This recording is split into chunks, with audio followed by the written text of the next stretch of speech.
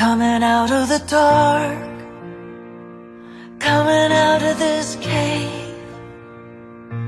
It's taken me months of days and years to find my way. My face in the mirror doesn't look the same, but I recognize a light in my eyes that never did fade. And I'm gonna find, yeah, find and revive the me that remains.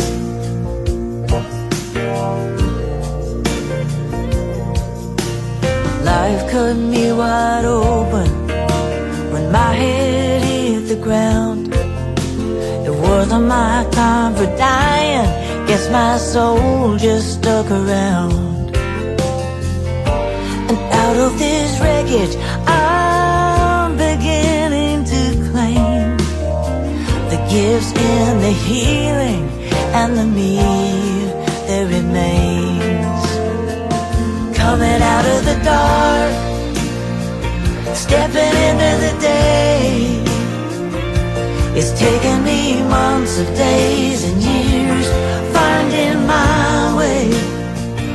When I look in the mirror, so much has changed, but I recognize a light in my eyes that never did fade. And I'm gonna find, yeah, find and revive the me that remains.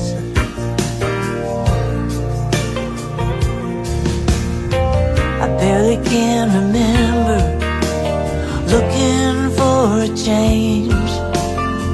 A whole lot of a little too much was always in my way.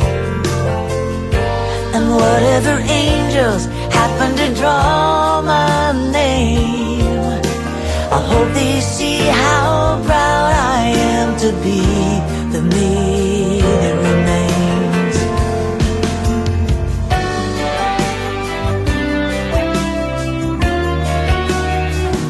Coming out of the dark, coming out of this grave.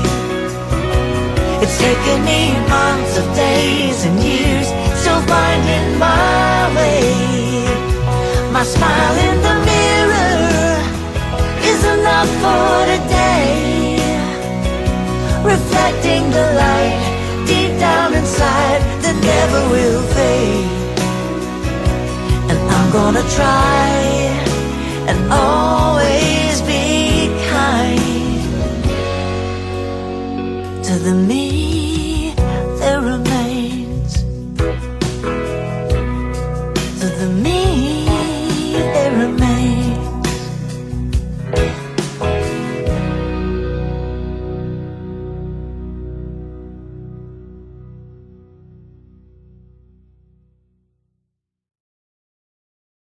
Greetings, everyone. So today we are chatting a little bit about who we are, where we've lost ourselves, where we've found ourselves, and who we are now. We have all come into this world as perfect beings, beautiful, innocent beings, believing in the good of people around us, believing in the good of the world. But then things have happened, whether it's in our childhood. For some people have had horrific childhood experiences, or whether it is as we grow older, things and life simply dominates and infiltrates without us even realizing. You know, Amy Tan in The Kitchen God's Wife said the following: I did not lose myself all at once. I rubbed out my face over the years, washing away my pain. the same way carvings on stone are worn down by water.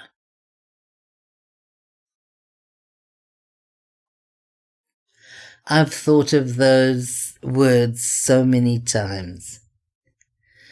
When I was a little girl, my dad used to work in Durban city centre in Smith Street.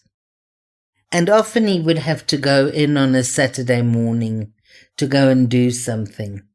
And that was one of my favourite outings, was to go with him and then to be seated at a window in a local milkshake shop. They had milkshake shops. I'm sure you've seen them in the 50s movies. They were normally all painted, and this one was soft pink and mint green. And it had these like bar stool types of stools and these machines which they used for making milkshake. Divine shops. And for me, it was always such a great joy to go and sit there. But more importantly, what I really loved was watching the people go by. I would sit there and look at all the people and the things that they would do and the way they would walk and how they would hold hands, or some people would look like they're together, but they're actually far, far apart. There were also situations where there was a lot of happiness and a lot of sadness. And that experience of mine graduated into a coffee shopaholic, which is what I love doing. And through the years, I would sit in a coffee shop always with a book that I could write.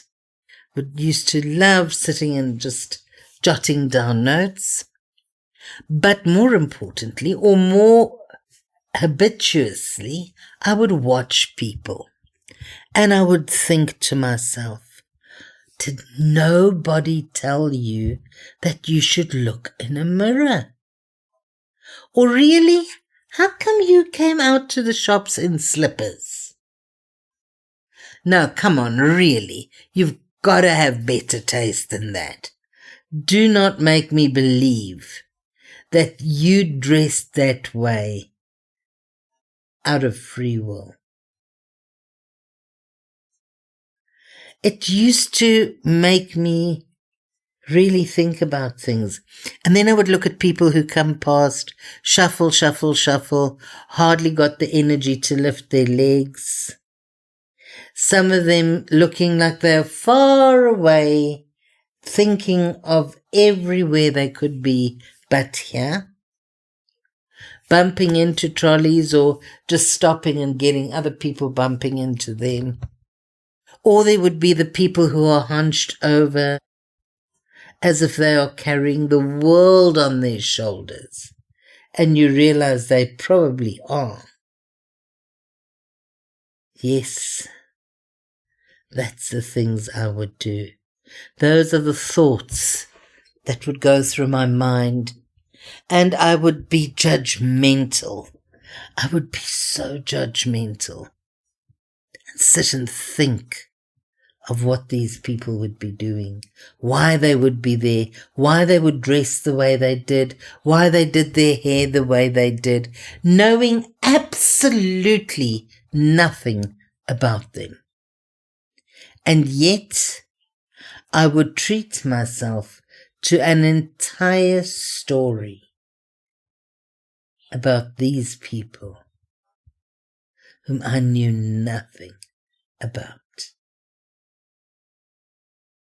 Later in life, I would hear myself as I started doing the work that I'm now doing.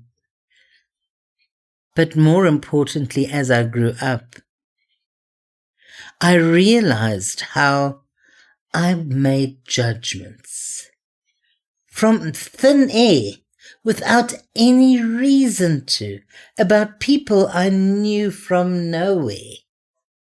And what's more, not only was I self-righteous, I really truly believed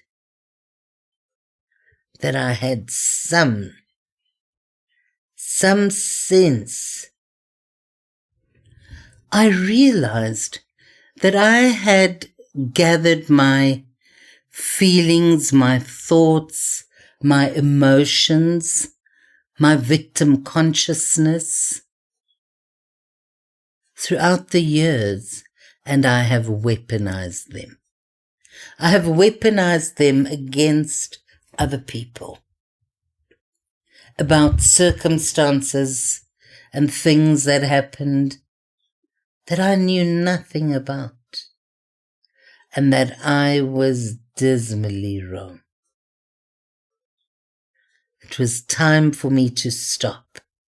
It was time for me to befriend my mirror.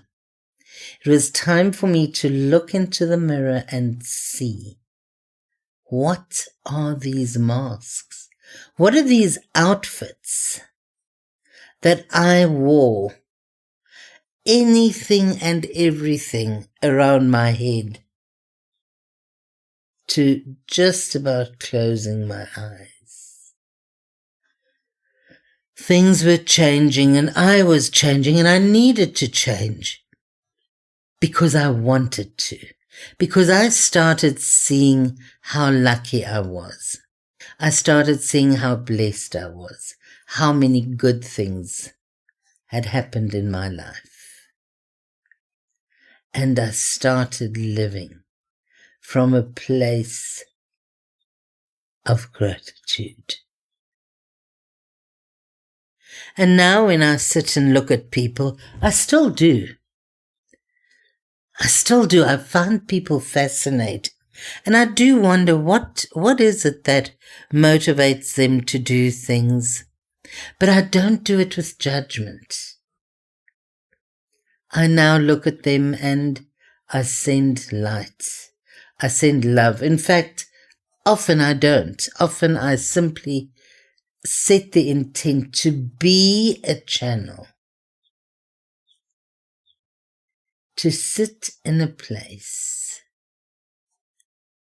where I allow God's grace to simply flow from me.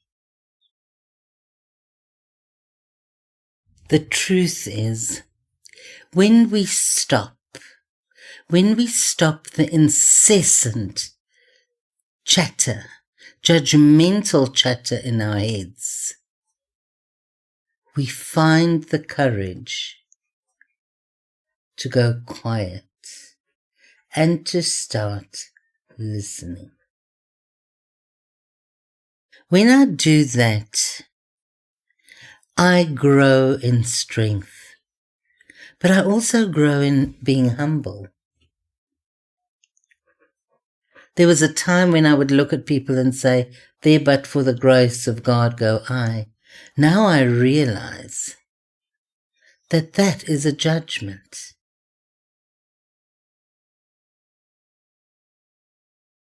A time for just being love. A time for growing and being kind to me.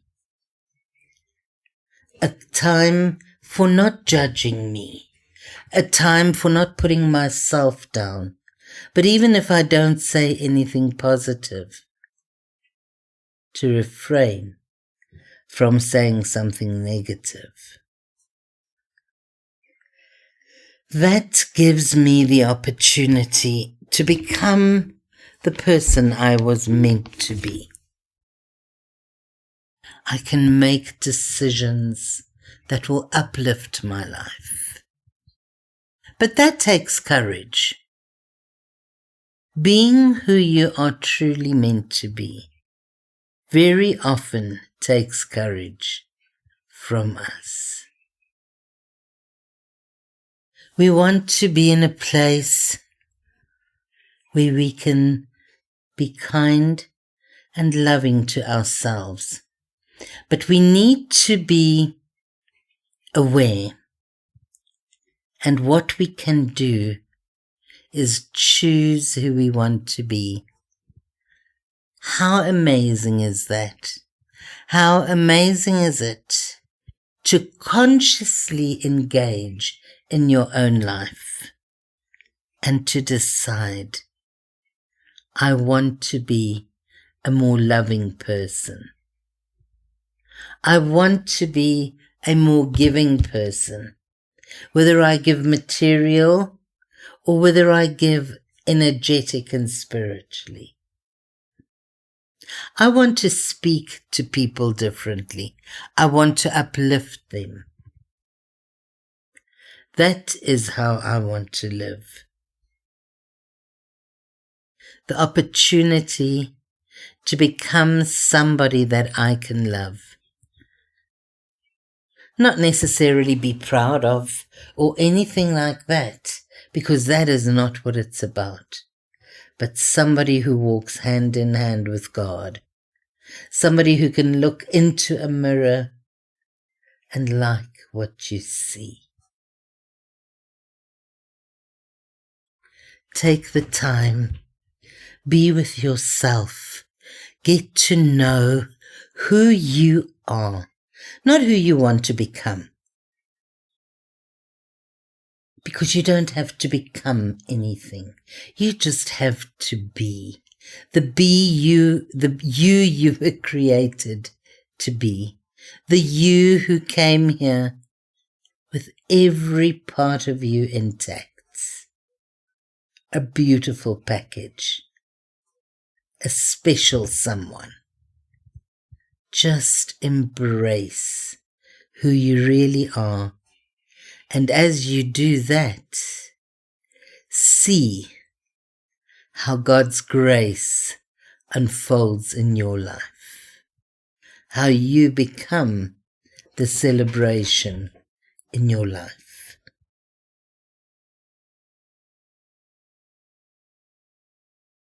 Our affirmation for this week. I am perfect exactly as I am. Every moment of every day.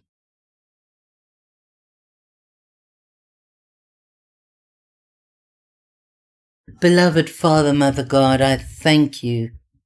I thank you. I thank you for the gifts of love and grace that you have bestowed upon me.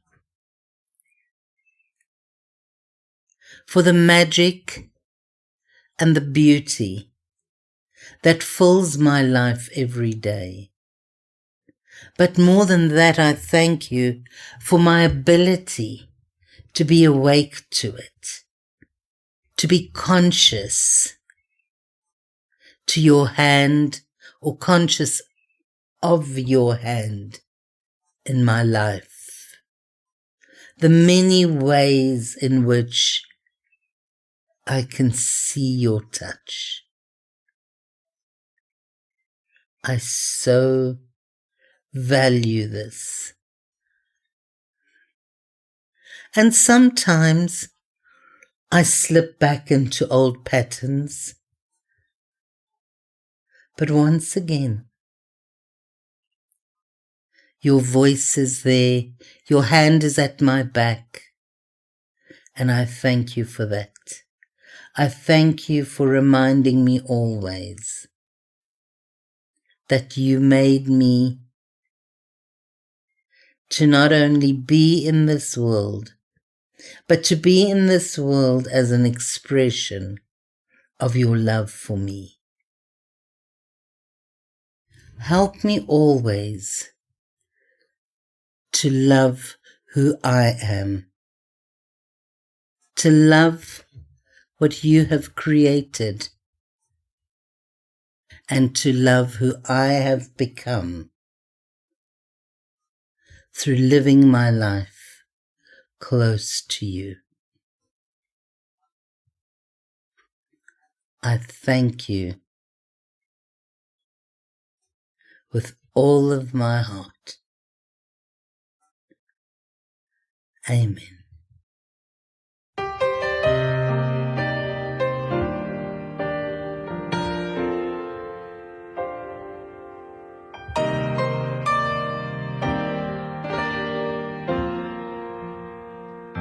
coming out of the dark, coming out of this cave. It's taken me months of days and years to find my way.